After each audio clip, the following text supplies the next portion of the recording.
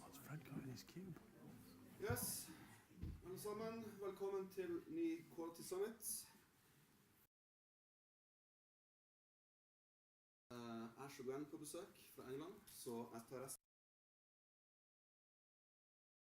Yeah, I was just saying, I'll do the rest in English, so okay. you guys can tag along. Thank you.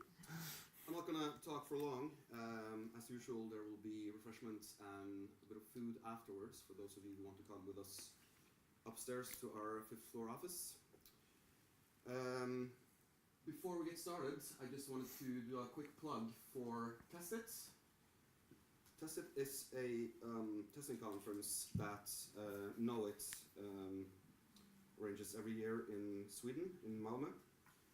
You can see the link at the bottom there in tiny, tiny writing.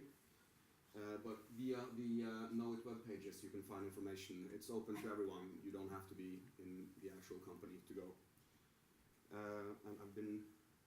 It's not on, is it? Oh. Let's continue. Yeah, we don't need that stuff on the recording anyway. So I've been asked to roll a quick propaganda video. So this is a clip from last year. Give you guys a taste. And there's no audio, is there? No. Oh, you gotta. Do I need to do anything? Yeah, that was the problem we just had. You have to like take out that one. Oh, take it out. Yeah. Ah, how counterintuitive. And then you gotta take this one step.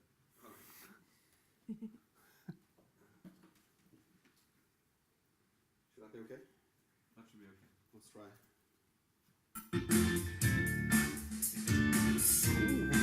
Oh, yes.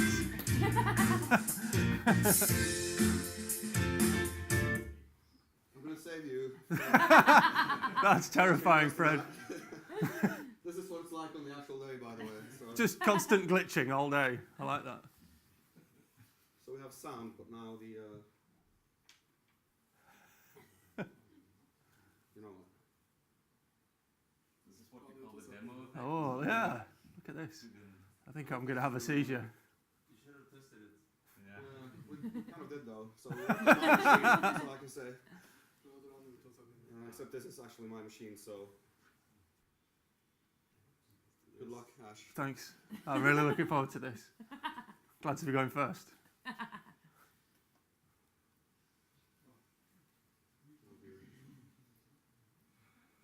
right. Well, we can plug it back the way it was. Yeah, let's try that. Maybe you could describe what's happening in the video, Fred. Lots of happy people learning about testing.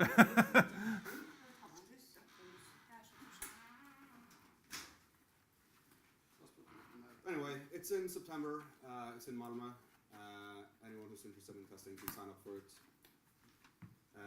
Let's just leave it at that, and we'll welcome Ash Winter to the stage. Can I give you that? Thank you. I'll let you do your own introduction. Right then. So we'll test my audio-visual skills as well. Yeah.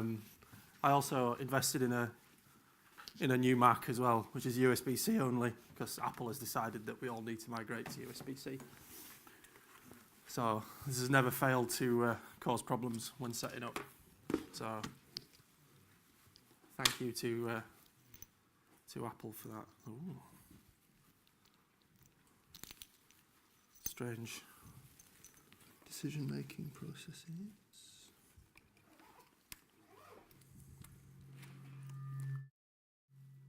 That wasn't me. Excellent bit of feedback though. It might just. Oh, it's gone pink.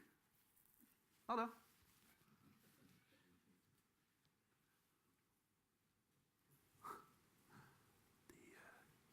The mouse goes really slowly while it's switching over.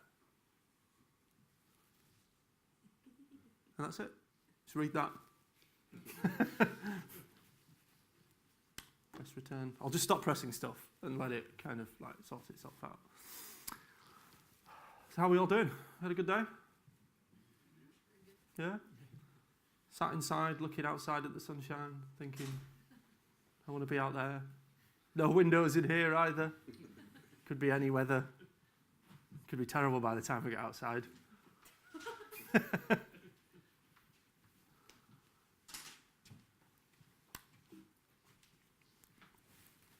Tell you what, pull it out. Then it should write itself. There we go, I can move it now. And we close that. And plug that back in, hopefully.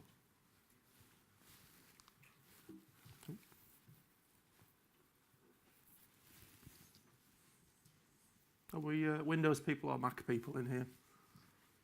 Which one do we prefer? Which one do we work with Windows mostly? Curses. Right, okay. Take the visual bit out. Close that. Make sure it works. It does. By process of elimination, otherwise known as testing, we should have functioning presentation. Now just. Oh, yes. There you go. So, yes, a small test of my audio-visual skills. And I do thank Apple for completely changing, like making all my peripherals and leads completely obsolete, and then no conferences ready for it. I do think there's a bit of a gap in the market for someone to come up with like decent technology which immediately interfaces, and you don't go through all this. So, you know, maybe there's a startup idea in there somewhere. So, hi, I'm Ash. We've had kind of a bit of a winding road to get here. So, because we met Fred in Leeds when he was working over there and living over in Leeds as well. And we set up a conference called the Leeds Testing Atelier. So with, I think it was 7 of us, and so quite a big group setting up this conference, and Fred was a member. So we got to know Fred really, really well. And then I think, was it last month, a bunch of people from Knowit were at Nordic Testing Days, where Gwen was speaking and I was doing a tutorial. So, and funnily enough, we were coming on holiday to Oslo. So this is how we holiday. We come and speak to groups of people about testing. So, you know, it's not everybody's idea of a holiday, but we kind of enjoy it. So, you can get me on Twitter at Northern Tester. I do have a blog as well, so Testing is Believing. So if you fancy reading some of my longer stuff, it's on there. So, I want to talk about, who's heard of the shift left movement? Or the shift right? So, essentially, we're discussing sort of the tester's role and where it sits in kind of like, you know, since we've been going through agile transformations, now latterly like DevOps transformations, trying to bring Dev and Ops closer together. So it's like, where does the tester sit in all that? So this is kind of my contribution to that debate.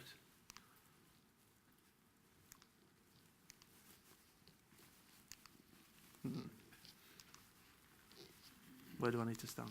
Oh, here. So where should testers go? Should they shift leftwards towards, say, design and development? Get involved earlier and earlier and earlier in that process? Yeah. Less towards the right-hand side of the board if you visualize like a Kanban board. Yeah. So, you know, where do you sit? That's kind of like one of the ways that I like to describe it. Where do you do most of your work? Where is your heat map? on your team's board? So is it more towards the left, where you talk about what types of testing would be useful for a story or a feature or however you describe that? Is it more towards that side? And there's also like shifting right as well. So going beyond sort of off the development team Kanban board, if you like, and onto a more OPSI sort of operationally focused board, talking about like monitoring, alerting, and things that concern production and looking at analytics. So you've kind of got like this shift, this kind of shift concept. But it's like, where do we shift to?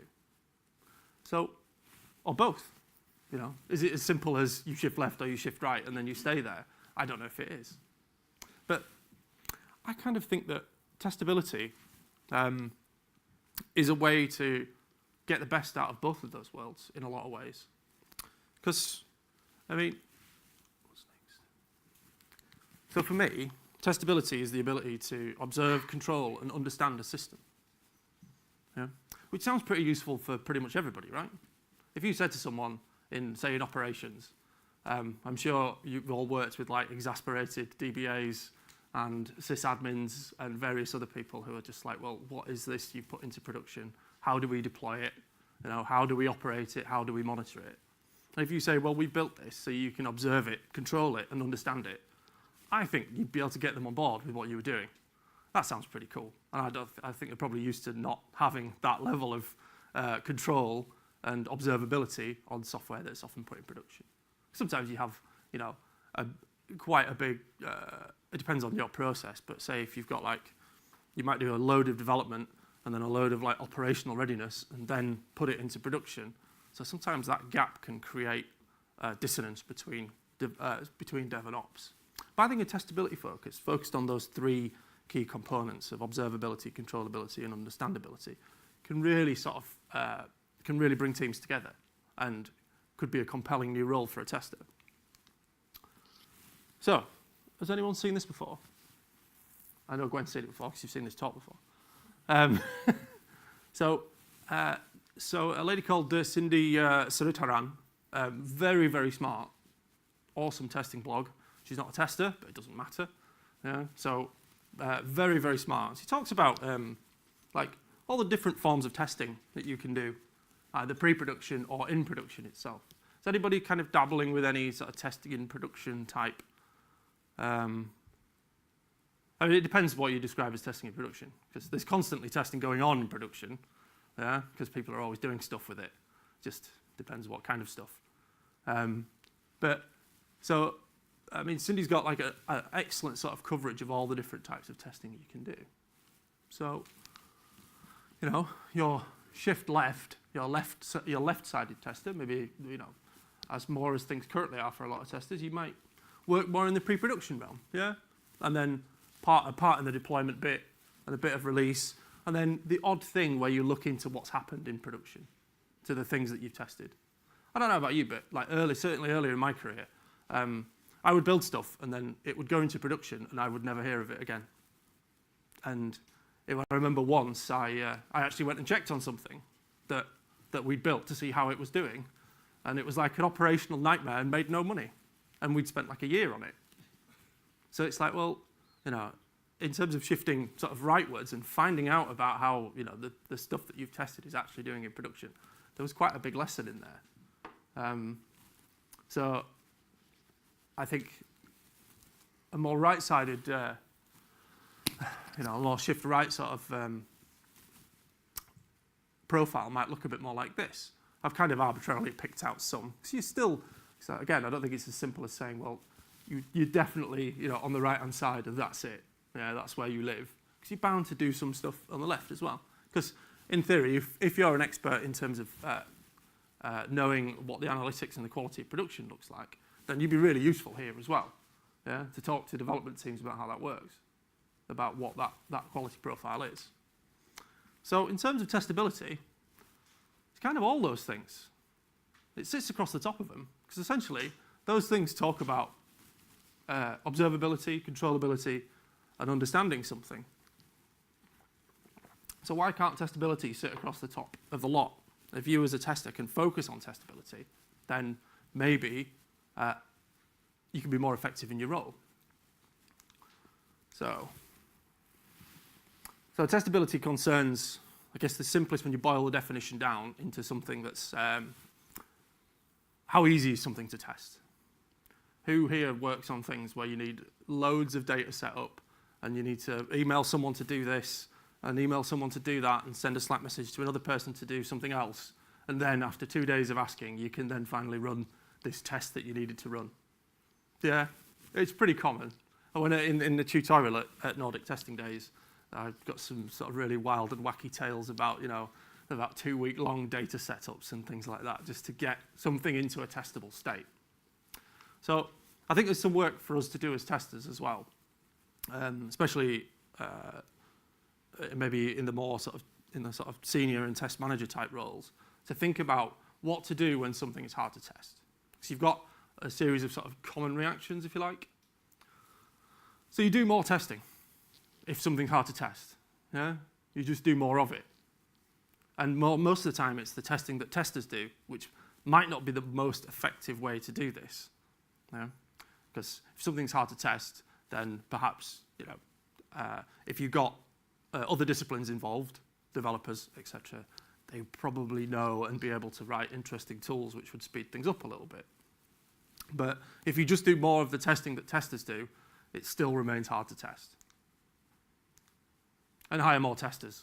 Kind of linked, really. It's like, well, or just place more testers on a team. I'm sure have you all worked in like a crunch time where it's like, all right, okay, so this thing needs to get over the line and there's just testing left, which is always a sign that something's hard to test. If you ever hear, oh, well, there's just testing left, or, it's only testing. And it's like, well, these things are good signs about that there's something like amiss there. And I can see from some smiles around as well, you've probably heard that before. So hiring more testers. Do more automation, so similarly, yeah. If it's hard to test, especially when it's really hard to automate, if you just do loads and loads of automation and keep piling it on, then you compound the problem. So rather than rewinding a little bit and saying, oh, hey, well, how do we make this easier to test? How can we make it easier to observe or to control? Then we just start writing more automation. And then mocking as well. So who works with sort of difficult third parties? You've got like very little control over them. Sometimes they're like their systems are down, or they do releases when you're not expecting it. So you just build a mock and say, right, we've mocked it out, and let's not think about it again until you get to, I don't know, like a staging or a pre-production or even a production environment, and that's the first time that you properly integrate with them, and then it's all broken because something's changed. So mocking is it's an interesting tool, but you do have to be careful with it. So, but it's not an answer to something being hard to test. It's just, well, how can we circumvent that difficulty to test? And then fire and forget into production. Again, another thing that I always hear is like, well, you can't test this, or you don't need to test this.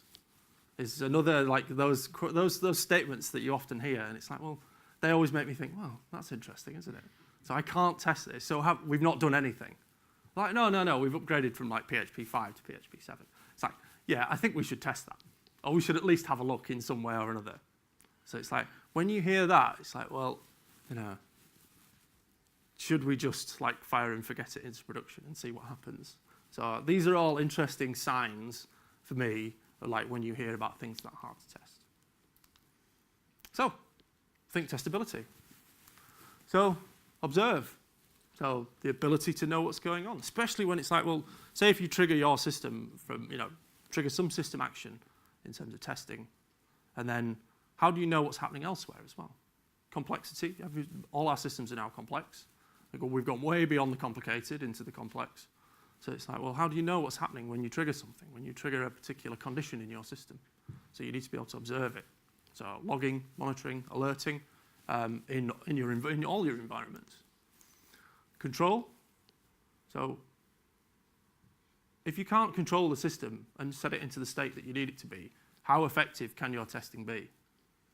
If you can't like set the data that you need in order to sort of accurately execute a particular scenario, then you're not really in that much control of what you're doing. So I don't think your testing can be that effective. So if you have ways and means of controlling it, then your testing will be much more effective.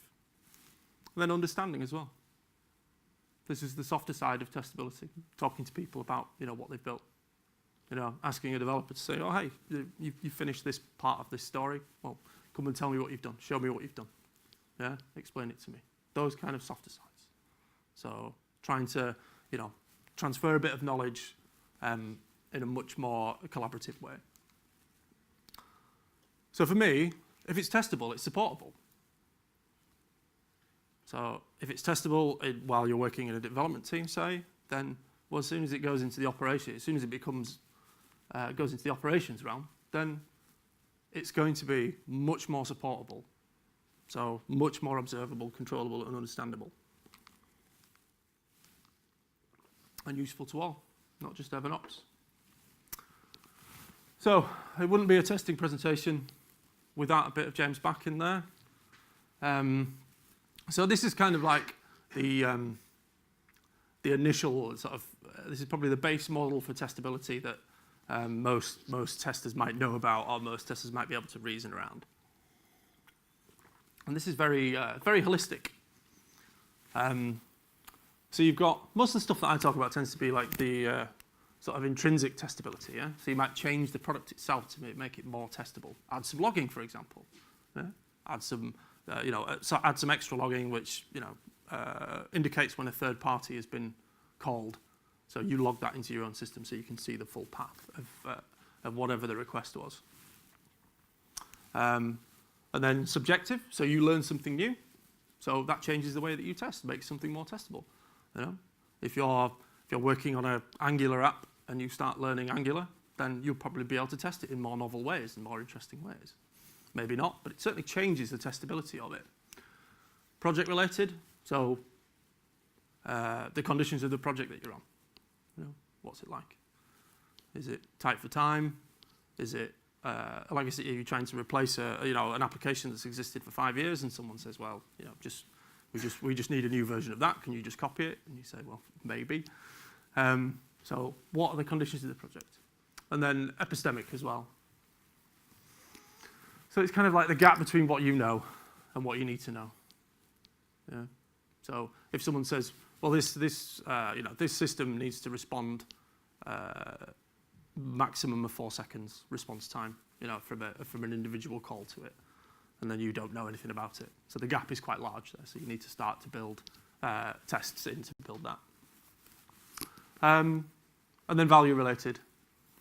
So if you change the quality standard, if someone says, well, we just need to get this out tomorrow, you can just say, right, okay, well, I've tested this, I haven't tested this, and these are the risks that still remain, and they say, fine, that's changing the testability of it, yeah, because you've changed the value that you need to get out of the system.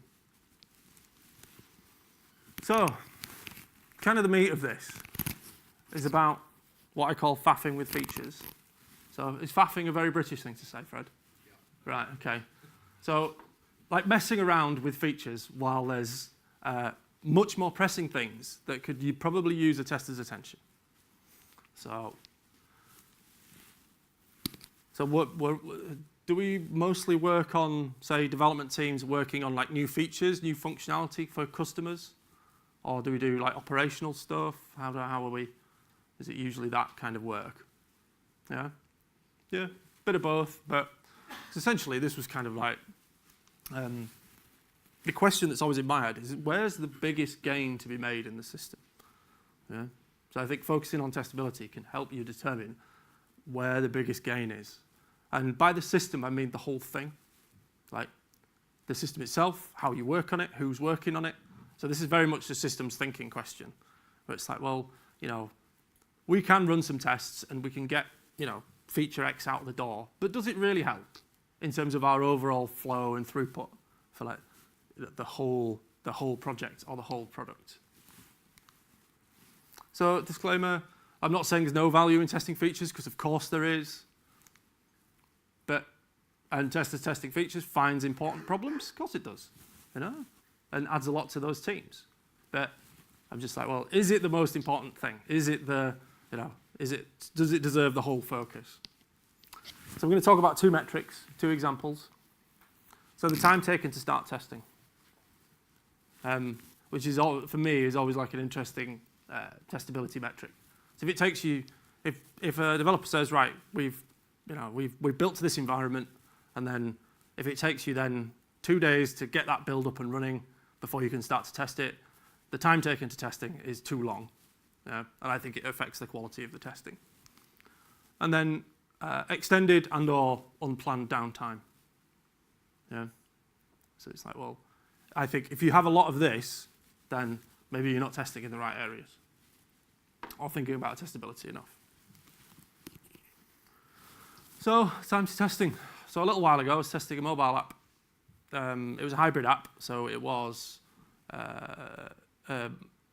like a mobile website within an app container with some fairly basic native components. So nothing too complex. We had a local dev environment, so we could literally pull down a branch that a developer had been working on and start testing it as early as we liked. So that was pretty cool. So in order to get the local dev environment onto the device that you wanted to test it on, you needed to change certain things, like the DNS entry, for example. So you had your own dev environment with an address, and then you needed to change the DNS in order to get it onto that mobile device. Problem is the DNS was set, the TTL was like something ridiculous, like hours and hours and hours, so it just wouldn't happen quick enough. So between like the incredibly rapid part of being able to say, right, the developer's finished on a branch, and you being able to start testing it, to get it on a device, you had this big chunk of like time between feedback. So there's time to start testing. You could test it locally on on your device, on your machine, but still it wasn't quite the same as getting it on a device. So testing was always lagging behind. So you always saw sort of big lists of things waiting to test. And everyone was exhausted by the time they got to testing, because essentially you'd have to wrestle with a bunch of devices, update the DNS, go and then, when it didn't work, go and poke someone, and if they weren't there, go and try and find someone else to poke about it. And it was like, well, I think in the end, the quality of the testing actually suffered, and important problems were missed. And there was a bit of that sort of fire and forget into production. It's like, well, we haven't seen it on device yet, but, we can't wait for it, because it needs to go out sort of now. It's like, oh, right, okay, so let's put it in production. So instead of testing it harder or more or any of the other sort of patterns that we saw before, I thought, right, okay, let's approach this slightly differently. So how can we make this a little bit better? So we did 3 things. So we took our testability model of being able to observe, control, and understand something, and I thought, how can we make this a bit better? So observation-wise, so into our development build of the app, we added like a pull-up menu, which just had information in it. So the build number, which feature flags were enabled on that build, which trials a particular customer in, once you'd signed in, and then just sort of showed you the operating system, the browser, and a couple of key sort of session cookies. So you could really see what was happening with the app. Yeah? Really great for, if you find a problem, you can just sort of show it to the developer and say, well, hey, brilliant. This is how it's configured. So these were just all the questions that you got asked when you found a problem, basically. Yeah? So let's just make them obvious. And then controlling as well. So previously, we had like a feature flag controller. Has anybody used feature flags here to sort of hide or show functionality in different environments? So essentially, you can basically hide a new feature behind a toggle, and then once it's ready to be consumed, then you can turn it on to the world or just to yourself. But there was a really awkward way of doing that, so we set that within the app, not without. So basically, we had the ability to set whatever feature flags we wanted, but while you were on the device rather than beforehand. And then we just lowered the DNS time to load, because it just made sense rather than having it hours and hours and hours, and actually put it on a decent box and a decent machine and made it a bit more responsive, and got someone looking after it, put it under a team's overall remit. And then understanding, We worked on the feature flag naming convention as well, because people were making me cry with how they name them. There was one called enable, disregard, disable, dot enabled, or something like that. And I was just like, right, okay, you lot, enough. Let's do this sensibly.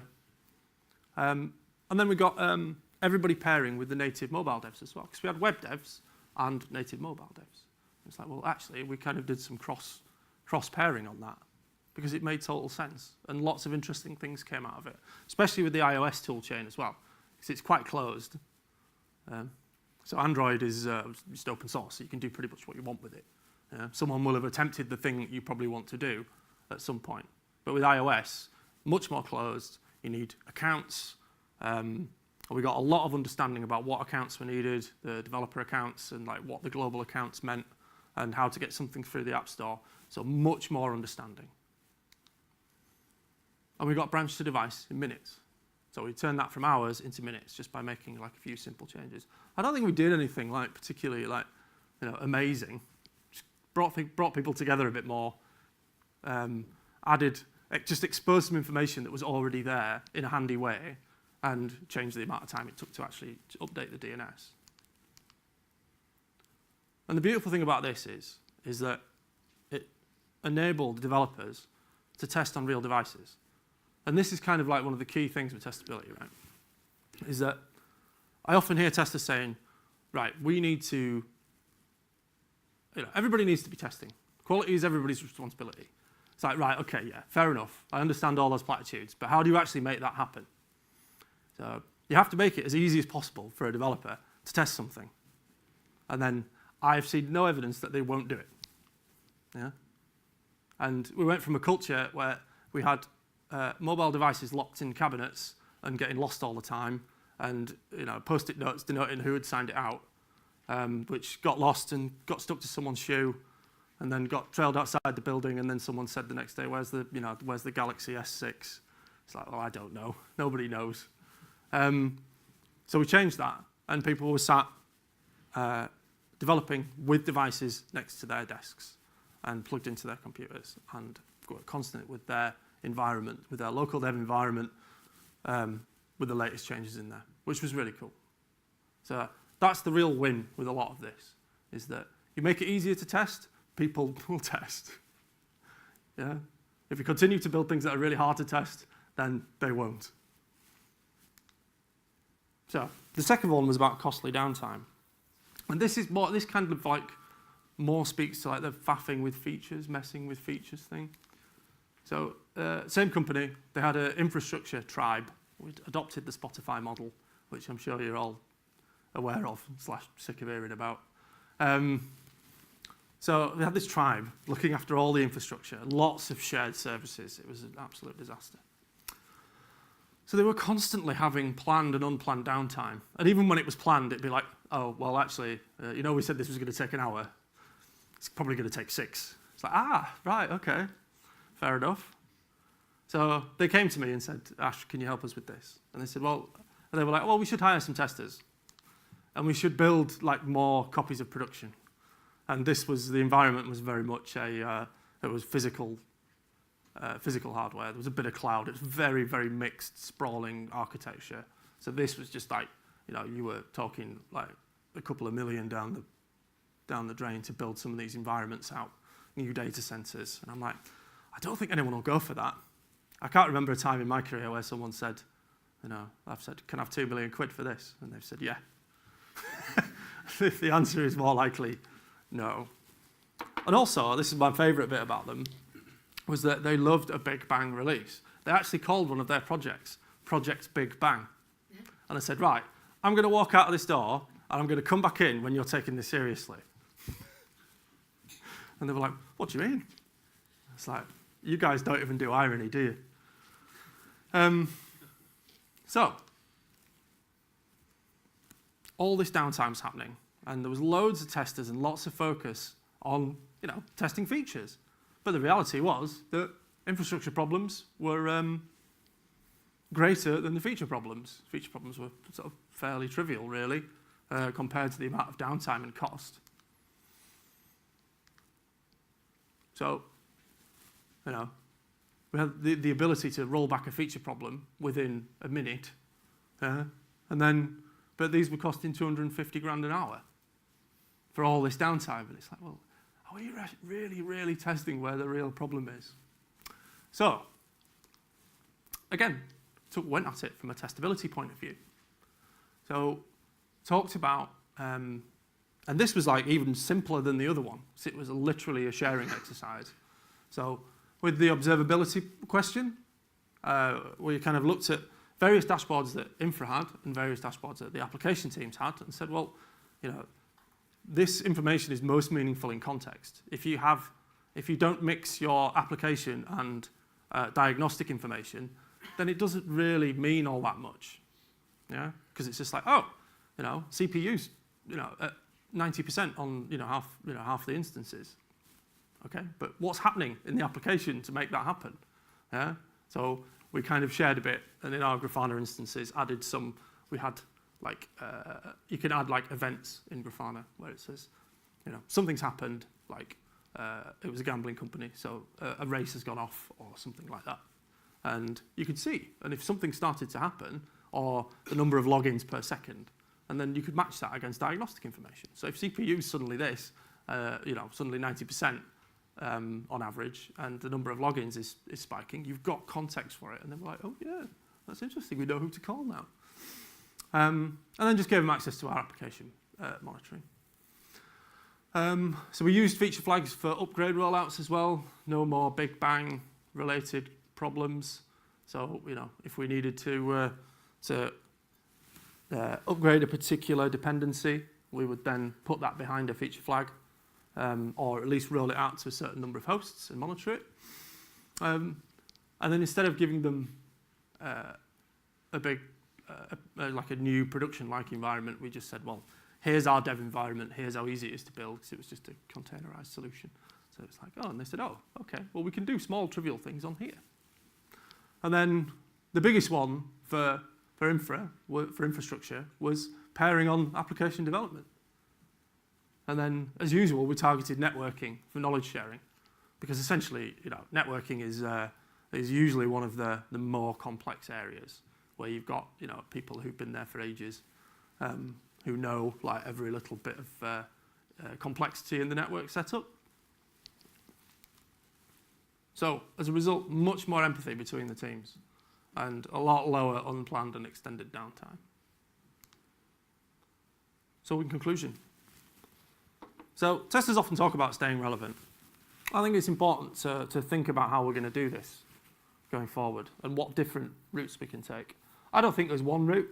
I think some testers might be able to go and make a great career for themselves in terms of looking at production as as an oracle and spreading that information. I've seen plenty of instances of that.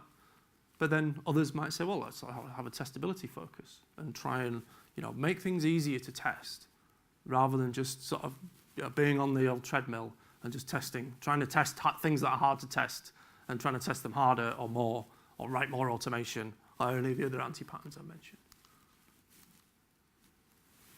So, to finish, the 3 ways of DevOps.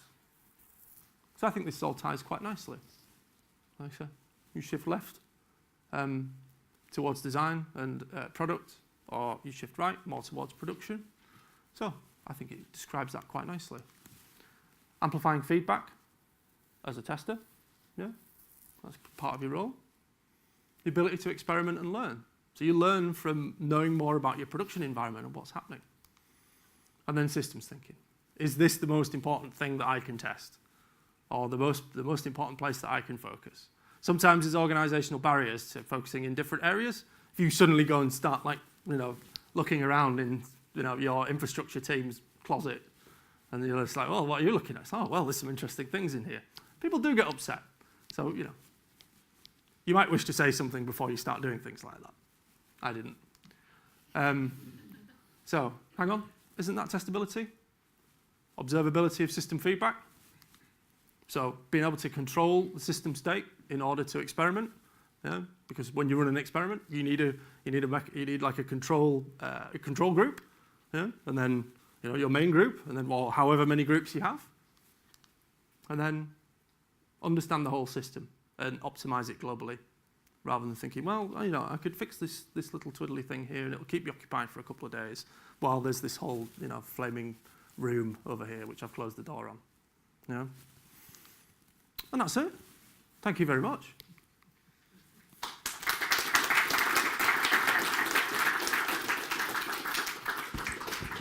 Now, before we get to the questions, just in case some of you are new here today, if you have a question, I ask that you let me run this thing over to you first so we can get it on the recording, please. You do accept questions, I take it? Sure. Or you could ask me after, I don't mind. Yeah?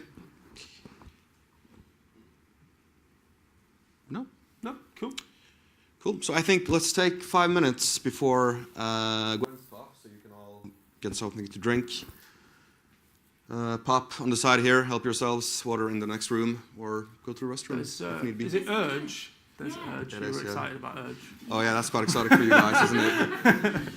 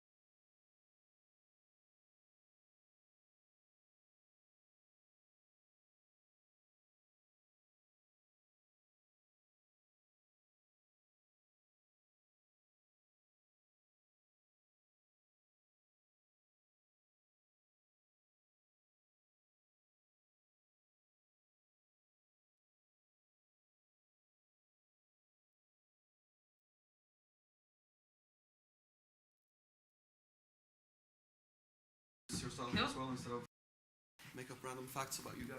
Cool. So I was meant to be talking about George's marvelous medicine. I'm not. So I'm talking about how to win with automation and influence people. So a little bit about me. I'm from Leeds in the UK, but not originally. I'm originally from Australia. And I've wanted to come to Norway since I was 10. I went to the Epcot Centre in Disney World, and they had loads of trolls. And so I thought that Norway was full of trolls, and obviously it is, as I can see you all here now. But it's been excellent. Fred took us to Midsummer party, and there was a bonfire, and there were children screaming because it was far too hot, and they were getting burnt, and that was great. So Norway is awesome. So I'm a principal test engineer at Sky in Leeds, which is a media company. So I organise the Leeds testing atelier with these crew, although Fred doesn't anymore, although Fred and Christian are coming over for the next one. And thank you for Fred and Christian for having me. It's really cool. So if you're ever over in Leeds way, give us a shout and we'll hang out. I won't take you to a bonfire because we're not really that into burning things in England, except for Guy Fawkes. We actually are really into burning things, so I guess everyone's into burning things. So I wrote the title of this talk, and then I realised that I should actually read the book that it's based on, which is How to Win Friends and Influence People. It's a really awesome book from the 1930s by a chap called Dale Carnegie. Is that right? Carnegie. Carnegie. So he was an American writer and lecturer on how to be a better person in work and life as well. So I listened to the original 1980s recording on Audible, and it's absolutely beautiful. There's a guy with a really old school American voice that narrates it, and it's really pretty, so I really recommend it. So I'm going to be using some of Dale's teachings here, so have a look for slides that look like this. These are his quotes, they're not me. So, how this all started. So I had an interview with the other senior tester that was there and the principal engineer. So when I went to the interview, I asked what frameworks they used because I want to know what I'm going to be working with. And I hate a lot of things. So the frameworks included Spock, Scala Test, Thucydides, which is now Serenity, JBehave, JUnit, Mocha, Karma, and Cucumber. So there was a lot, and I don't know all of these. So I also asked what languages were used. So I'm a total C# kid, but they used Groovy, Java, and Scala. They actually wrote APIs in Groovy, which is batshit, because Groovy is weird. So it sounded like a total mess, but I'm quite into that because it means it won't be boring, it's going to be pretty fun. But it was totally even worse than it sounded. So I joined the front-end team at first. So what we had to comprise all of Identity, which was the team I was in, we had 2 front-end teams and there was a back-end team. So all 3 were APIs, but both front ends were proxy APIs. So the front end that I joined also had a clunky website as well. So it was a clunky website and an API. Both were written in Groovy because these bastards were sick. So the front end, I had the API and the website, and it was total world of Groovy, and also a world of Siren JSON. So Siren JSON is too long to put vertical, that's why it's sideways. This is a taste of Siren JSON. It's Helios, so it'll direct the user where to go after each interaction.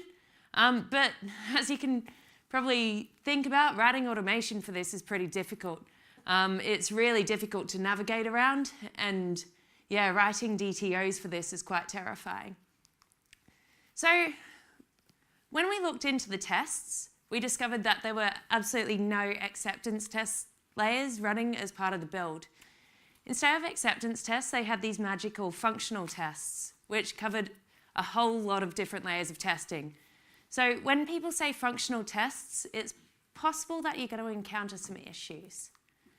They also had integration tests. So these were strangely the functional tests, but they were written instead of a mock, they were actually testing against the real system. So the tests at both layers were exactly the same because they were both written by the developers, which caused so they were just totally duplicated. No one could actually agree what these functional tests were, and so it caused loads of arguments as well. So if you encounter this situation, I really recommend getting the naming of the test layers sorted as quickly as possible so people don't just argue about it all the time. So what really happened here is we had a whole lot of slow running flaky tests. So at the start of my time there, we had a whole load of image changes, and so we had 2 front-end developers working on making really simple changes, and they were checking in their work. We had tests running on the build server, and but the issue here was the tests would take half an hour to run. So because they were flaky as well, they'd fail. It would sometimes require 4 reruns to get the test to pass, even though the developers knew that they hadn't actually changed anything of any importance. So it would have been really easy to exclude these tests so you could actually get your code out there. But if we did that, everyone would start doing it. So that kind of sucks. So don't encourage this kind of behavior, excluding the tests. Encourage the fixing. So this was really bad for the developers. But when I first looked into how we were actually going to release these tests as a tester, it was looking even worse. So there were some UI layer tests for the website that were written in Thucydides over the top of JBehave. So Thucydides and JBehave are both BDD frameworks. So how anyone layered these on top of each other is totally beyond me. But it was really terrible, and it was really difficult to navigate around. And yeah, so I looked into Jenkins at these tests, and they hadn't been run in over a year and a half as well. So they weren't actually telling us anything because they weren't running. And we had absolutely no idea of how most of the system was meant to work, as there were no unit tests and there were no working UI level tests. So changing things was really terrifying. The release system was that we released an RPM to the test environments, and then 2 testers spent 2 days manually testing the different components. So I'm really lazy. My testers and I were having lunch one time, and we were talking about how we test differently. So one of them is so thorough, he's really cool. One of them's so-so, and I'm cowboy as fuck. Like, there's no way I'm gonna sit there testing an application for 2 days when it shouldn't be like that. I want to get stuff out there fast, and I want to know that what I'm testing actually works. So there were also some smoke tests which were written in Groovy, but they couldn't be run on the Jenkins box because someone had upgraded Firefox on the Jenkins box, and they hadn't upgraded Firefox in the tests. So these had to be run manually on your machine, and you had to ensure that you had the right version of Firefox. So at the time, Firefox 46 was out in the wild, and these tests ran on Firefox 31, so it was really old. And also, we had to upgrade Thucydides to Serenity. They changed the name of the thing because no one can say Thucydides. I couldn't. I had to Google it and learn how to say it so many times. But yeah, there were only 13 of these tests. So as you can imagine, we had a test team that was totally champing at the bit by this stage to actually get to try some automation and get it up and running. And they all had different opinions on how they wanted to do it. So as testers, we generally write any language, although of course we have our favorites.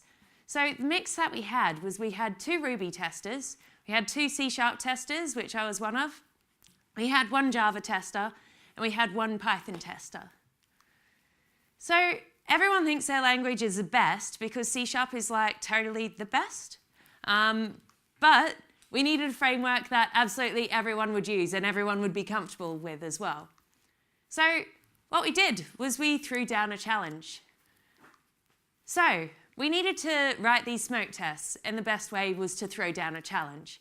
So we'd write them in our different languages, and that we'd chosen, and we'd present it back to the team. So we had a mix of Cucumber, Ruby, and Selenium, Gauge, Java, Selenium, Cucumber, Java, Selenium, and Cucumber, Python, Selenium. So we gave everyone a week to do it in. This meant that everyone had a totally fair chance on building their frameworks to show everyone else. Now, when I said to show everyone else, this is where it became really unfair, and I didn't think of it until it was actually happening. So we didn't mention that part of building the framework meant that you had to show it to everyone else at the end. And the team that I was in was really quite large, so there was about 60 of us. There were developers, Scrum Masters, DevOps, even though DevOps shouldn't be a team. But anyway, that's a different story. So the tester that built the framework the best, she was a really good developer, and she was by far the best developer and could understand how to actually build frameworks. She was writing it in a language that she knew really well as well, so she was writing it in getting up in front of people. So Python wasn't going to be chosen as a language because she couldn't actually get up and sell it. So when you're setting a challenge like this, make sure it's fair. Her option really didn't stand a chance. Merely stating a truth isn't enough. The truth has to be made vivid, interesting, and dramatic. You have to use showmanship. The movies do it, television does it, and you'll have to do it too if you want attention. So, back to the presentations. We showed our different frameworks and we explained the benefits of each. So, if you haven't heard of Gauge, it's an open source tool to write test cases in. It's really similar to Cucumber, except it doesn't need to follow the given when then pattern, which is really good because I don't like the given when then pattern because I haven't heard anyone speak like that in my life. So I don't see why I should have to write my tests like that. So it's just clean language. The only way that I can get you to do what you want, anything, is by giving you what you want. So Gauge also has some really amazing reporting. And working with developers, I knew that developers loved the reporting from Gauge.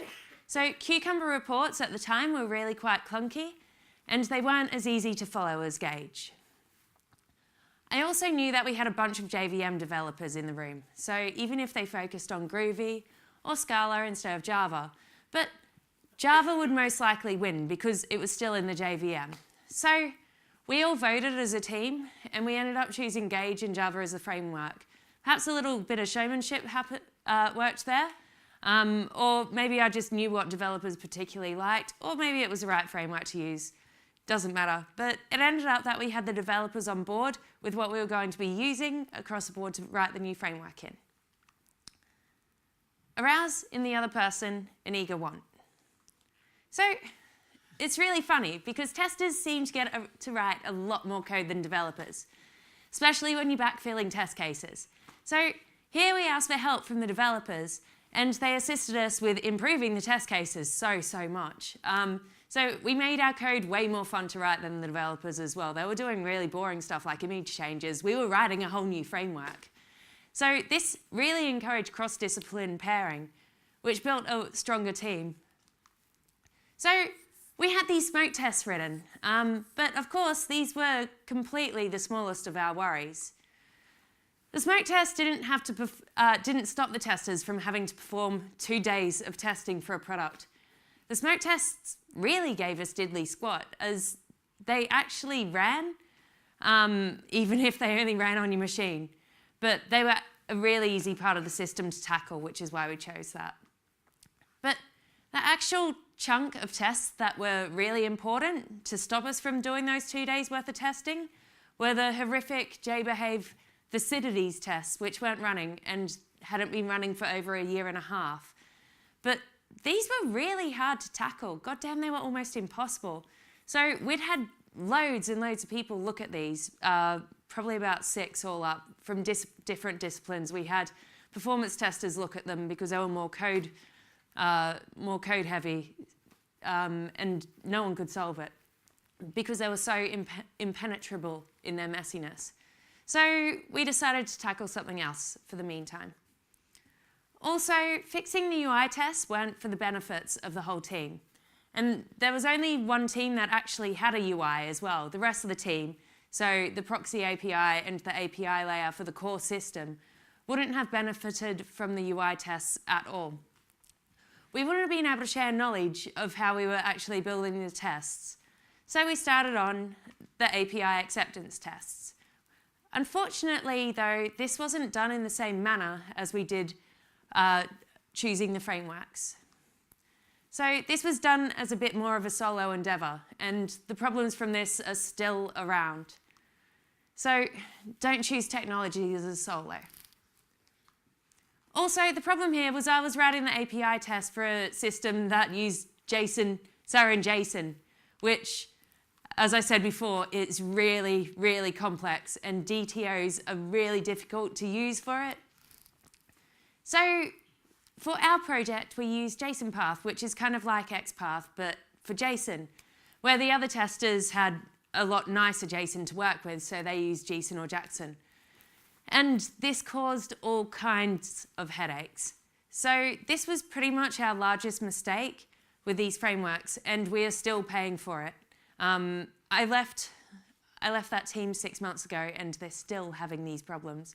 So they were looking into JSONiter to solve this, because we needed to start from scratch in regards to a deserializer, because you'd be surprised at how attached people get to their libraries. People really like JSON or Jackson. It doesn't matter, it's a fucking library.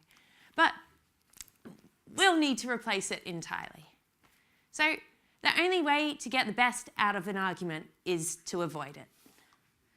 We aren't going to solve this problem by people shouting each other down saying that JSON or Jackson is better. And in the end, who actually cares? Just start anew. Libraries move on and get better. Sell the new and don't dwindle on the old. On the topic of JSONiter, the way that we found out about JSONiter is through the ThoughtWorks tech radar. So Ash, I hired him as a contractor because I could for some reason, but yeah. But he spends an hour a month reviewing the ThoughtWorks tech radar to see what cool and new and exciting tools have come about. So we use the tech radar for more than this though. We've implemented the tech radar, so choices like this, the different JSON deserializers won't actually bite you in the end. Any proposals for new tools have to come through the tech radar, which is looked at once a week by the entire development team. That means that people won't just bring in new libraries all the time. If someone wants to use a new library, they need to submit it and you all need to review it. Makes things a lot easier.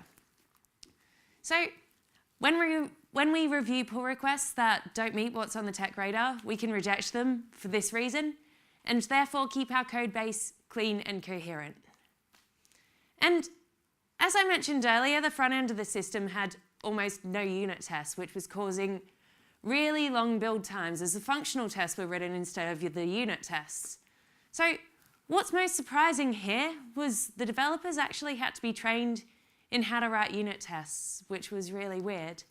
So quite a few of the developers had actually never written unit tests before. And the idea of unit tests had to be sold to them. I found this absolutely bizarre at the time, but apparently it's more common than you think. So talk in terms of the other person's interest. So we had to discuss with the developers what a unit test was and why it was a good idea to actually write a unit test, why refactoring without unit tests is scary, and what guidelines we had for unit tests. Focusing on refactoring meant that developers understood how doing this would help them and it wouldn't seem like a lot of work for a little bit of payoff. The front-end API was notoriously difficult to work in as it was Groovy. And Groovy uses a lot of Groovy magic. So touching one piece of code would change another dimension without you even realizing. So what we had to do was we had to make what a unit was really, really clear. So unit tests should cover isolated bits of code. If code is inherited from another class, do not test that class in the inheritance. Component tests should cover this. Derived classes, we are just testing change code. So it may differ for your company. You need to agree what a unit test is with everyone. So you'll remember at the start, I stated at the start, we had functional tests and integration tests that were exactly the same without mocks. Don't do that, that's really silly. And we had to, code reviews had to include the inclusion of unit tests. So we had to make sure that people were actually writing unit tests. It was really quite a strange experience explaining unit tests to developers, but it was really worth it. So don't assume that people will understand everything, because you'll find that sometimes they won't, but due to cultural differences, or maybe they're just shy or scared, people won't pipe up and ask what you actually mean. It took us a long time, it took me a long time to find out that people didn't understand unit testing. So, which brings us to another section. While I was messing around with that component, there were some really large problems going on within another component, which was the back end of the system. So there were constant arguments about two sets of tests, which were the cucumber tests and the gauge tests. The developers in this team, they were pretty organized. So they had integration tests, which were actual integration tests. And they had testers writing the acceptance tests. So the cucumber tests were the integration tests. And we had 2 testers on this project. But then due to a whole load of circumstances, we ended up with none. So it was about this point in time that it became really apparent that component teams weren't working. I'd moved into the other front-end team, and it was really interesting as I was so far away from this team that I had to work out how the entire part of this system worked. People were in the same tribe, working on pieces of software without knowing how another component that it interacted with worked at all. And it wasn't just the testers that had this problem, it was the developers as well. And the developers were writing different languages, and if someone was sitting over the other side of the office, there was a fair chance that they didn't even know them. So we'd also had a new head of tech join who wanted to make his mark, as they do. And so I got promoted to the test manager as the other senior quit, so I was the only senior left. And we came up with this idea of feature squads on an away day, that we worked together as a leadership team to work out how this would work. So let the other person feel that the idea is his or hers. So we came back from this leadership away day, and without any planning whatsoever, one of the Scrum Masters presented this idea of feature squads. So this was a fucking disaster. This was beyond a disaster. There were pretty much riots. The way it was presented was in this overcomplicated diagram, which is really funny to look at, isn't it? Really shit. But the way everyone thought it was really ridiculous, because look at it, it's ridiculous, because it was totally forced upon them. So we set up working groups to discuss how we could actually implement feature squads. The working groups identified issues that could come from working in feature squads, and we came back together to see how we could actually present it to the team, actually prepared this time. Dramatize your ideas. So who here has seen the infomercial for Hello Nasty, the Beastie Boys album? A few of you saw my talk and tell, and so I guess you guys have seen it. But this is a work of art. It's really overdone, it's ridiculous, and it's absolutely brilliant. So this is going to cut the stream, but here's a clip.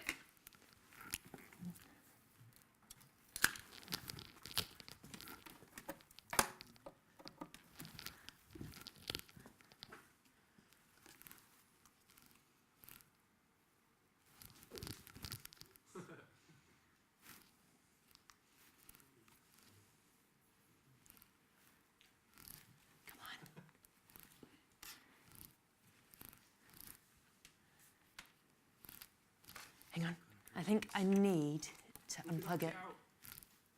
Oh my God. Oh my God, look. Woo! The following program is a paid advertisement and expresses the opinions of the producers and not necessarily of this network.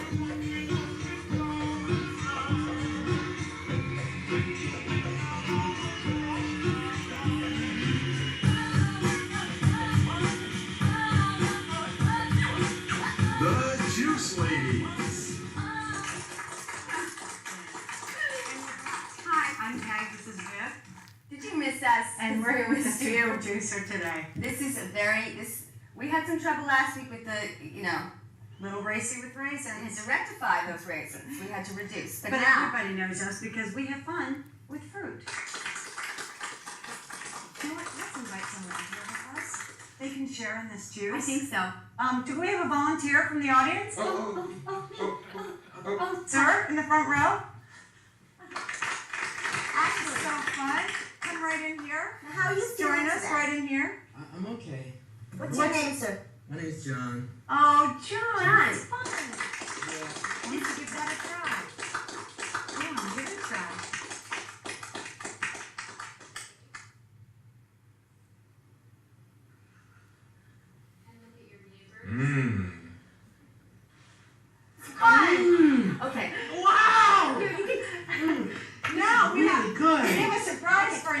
love this. Now, look what the second machine does. Go on, Viv. You are the second machine. Now, this machine is my favorite. What happens when we push this button is this.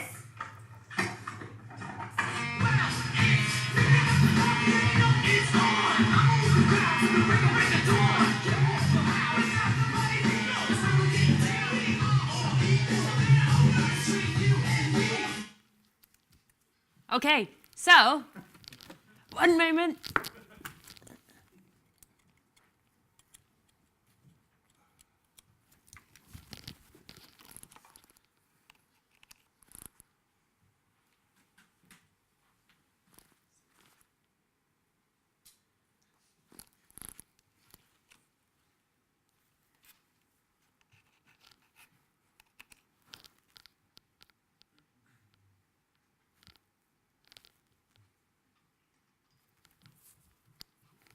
Okay, so, come on.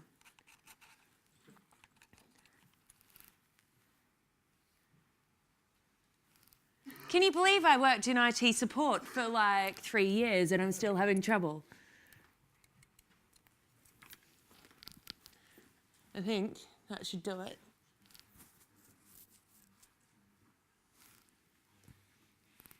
Oh, I know, I didn't plug this in. Where's it gone? Yeah, that one. So, this should work. Yeah.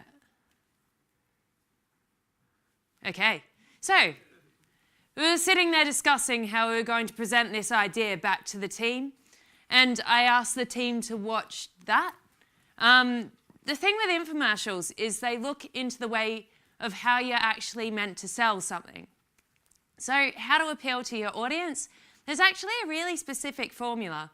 And if you have to present something that is this important, that is going to change the way that 60 people work, make sure that you prepare and look into how it's going to appeal to them instead of showing them some shitty diagram. So the structure I followed for this was I had a statement of what the problem was. I said a proposal of the solution. I got some testimonials. It was really funny because the Scrum Master got me the testimonials, but he got me the testimonials like 5 minutes before I had to present it. And some of the testimonials weren't too great, but you know, they were still testimonials. Concerns of the proposed solution and how the solution takes care of the concerns. And repetition of the solution. So you always need to repeat the solution. That's how you really get people on board. So everyone knew that I was using really cheap selling techniques, but I made it fun. So it ended up that everyone agreed to work in these feature teams because we'd prepared ourselves to sell the idea this time. And we also included people in the discussions with these working groups. So we helped them feel that the idea was actually theirs as well, instead of just pushing it on them. So by this point, we had people working across different components, and we had people writing tests, thank God. And I was managing the testers, so I'd actually been able to start coaching them and mentoring them a bit. So it was by this point that we received the news that we were going to have the bigwigs coming up from London. So I'm in Leeds, and people don't usually come and visit you when you live in the north of England because they think it's a shithole when it's not. But so it's really nice when people from London actually come up and visit you. So you can make more friends in 2 months by becoming interested in other people than you can in 2 years by getting other people interested in you. So we were told that we were going to have an hour with these bigwigs. And with that, we had to present the technology strategy and the feature team strategy and the testing strategy as well. So I really didn't do this all by myself. I worked with a principal engineer who had noted what these higher-ups actually wanted, so we could actually sell what they wanted back to them. So what was really cool was you could find all of what they were interested in their newsletters. And so he based his technology strategy around that, which worked really perfectly. So he knew what their interests were, and they absolutely loved that we'd bothered looking them up. So I wasn't that lucky, of course, because these people really hated testing. They just thought it was an expensive waste of time. Apparently it was quite a big sell to actually get testers in at the time. So I had to do things a bit differently. So make the other person feel important and do it sincerely. So when the higher ups were coming, I was actually really excited. I hadn't met them before, and if you have them on your good side, it means that you could probably get funding for your projects. So this was a pretty good opportunity to make a good impression on them. So I brought cake. Brought cakes, I brought chocolate, I brought biscuits, I brought loads of shit like that. So people really fucking love cake. So if you have a visitor, provide food. Make them feel welcome and like you're excited to see them. I was, but cake totally cemented that. Actions speak louder than words. And a smile says, I like you. You make me happy. I'm really glad to see you. So look at them in their eyes. Shake their hands. Smile. I tend to do this. Don't do this. I get really intense. So like try and calm your tits if you're a bit like that. So they might get paid more, but it doesn't mean that they don't want to feel comfortable. Smile and make them feel welcome. Remember that a person's name is, to that person, the sweetest and most important sound in any language. So there were only 3 people that we were actually presenting this to. If you're presenting an idea to a small group of people, call them out by name. Say how wonderful it is to have them there. Because it is. They've taken time out of their schedule to come and see you. Make them feel like it was actually worth it. So, although these people didn't really care that much about testing, they left that room happy. And they listened to me because I made them feel important. And I thought that they were important because they took some time out of their day to come and see me. So, here's the test strategy that I presented to them. Use it for what you want if you want. So, this is Identity's test strategy. My name's Gwen Diagram.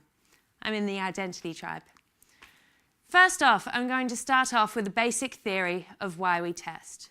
Testing creates confidence that your product works, or perhaps the avoidance of doubt that your product will break. Sky should be a synonym for quality. We want to ensure that customers can log on to the platform at any time. Whether it to be watch Friends at 2 p.m. on a Wednesday or to watch Game of Thrones at 9 p.m. on a Monday night. The Identity platform should always be available, frictionless, and secure for the customer. Via performance, load, security, and automated testing, we can create a Sky product that can be deployed quickly with known quality. Testing also ensures that we are delivering software of value. By aligning with the business on what scenarios are expected within the application, we can deliver a journey-driven solution which adds value to the product. But really, why test? Stable system isn't just for the customers.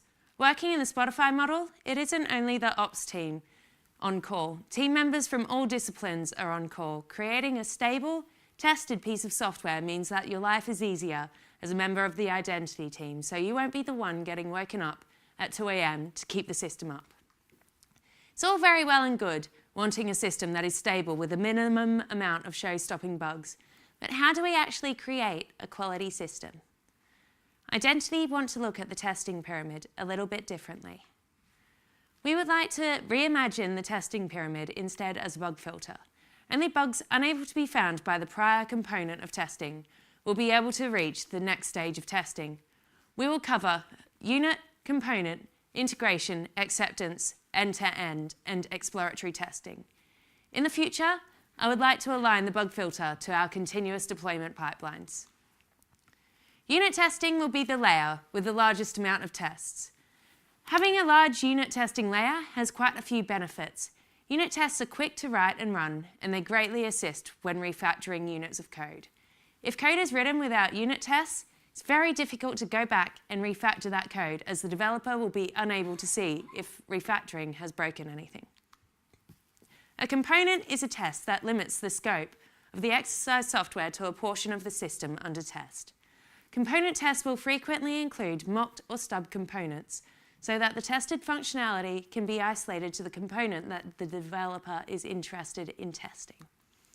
Integration tests cover multiple components. We'll find issues between multiple components speaking to each other. Acceptance tests will be written to the acceptance criteria on a card and written in clear language that can be reused for business documentation for specific areas of functionality. End-to-end tests cover user journeys and will be the journeys that customers are actually making through the product. Exploratory testing will catch only the most subtle bugs that haven't been caught via automation. Next, I will be showing you how we're planning to make the Identity Tribe excellent through support and learning. Part of the purpose of the tests are also documentation around the application. The tests create many opportunities for learning, especially sharing knowledge across disciplines. Learning brings us together and builds better bonds within the team. With strengthened communication, we should be able to work in a more cohesive manner to build more cohesive software. Developers and testers pair across the tribe, which promotes cross-learning. The developers learn more about testing, and the testers learn more about development. This also improves quality across the product, as 2 heads on each part of the process is far better than 1. Pairing also allows the sharing of technical knowledge and the development of shared techniques. More consistent code helps remove the mental barrier to exploring a previously written test, allowing the observer to focus on the testing element. Through the Testing Guild, we are building up mentoring relationships with the testers. We want to encourage testers to grow in the right direction. And with an identity, we have many fantastic directions that they can go in. With our team interested in their work, we will be able to deliver better software. We've started chapterships within the tribe in Identity, where we're bringing all the testers, the Scrum Masters, and the developers together in their retrospective specialisms to share knowledge and discuss common issues, and solve them together as a team. We've implemented Fat Fridays, where the tribe can work together to solve issues that have occurred during the week. During the Fat Friday times, we solve pressing issues like building of branches, Dockerizing some of the applications, and working on test frameworks. This is also a great place for the team to learn together. While mentoring the testing team members, we can focus on where the individual is at the moment and where they actually want to be. If they're interested in security testing, we can pair them with someone in the tribe who has knowledge and recommend some courses for them, for example. We want our team members to be constantly learning and not only be proud of their work, but to be proud of where they work. So, thank you, especially to Noah Sussman. The testing cone is his concept, and Ash, that's his wheel of testing. If you ask him about it, it's really fun to talk to him about the wheel of testing. He really likes it. So, any questions?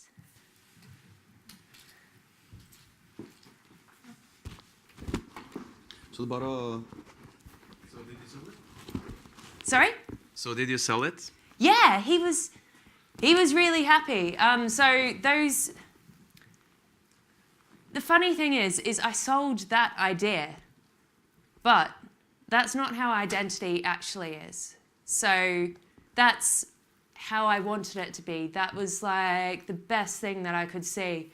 And they're still pissing around, like, you know, they don't have enough unit tests. They don't have enough, like, it's not perfect, nothing's ever perfect, but you can dream. So yeah. Bare å spørre på norsk også. Cool. Ja. Thank you. Thank you for your very time. much, Glenn.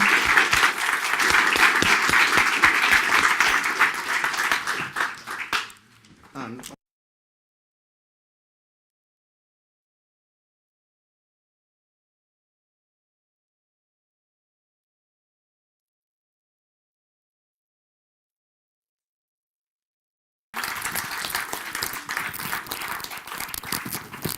so, before we head upstairs, as tradition dictates,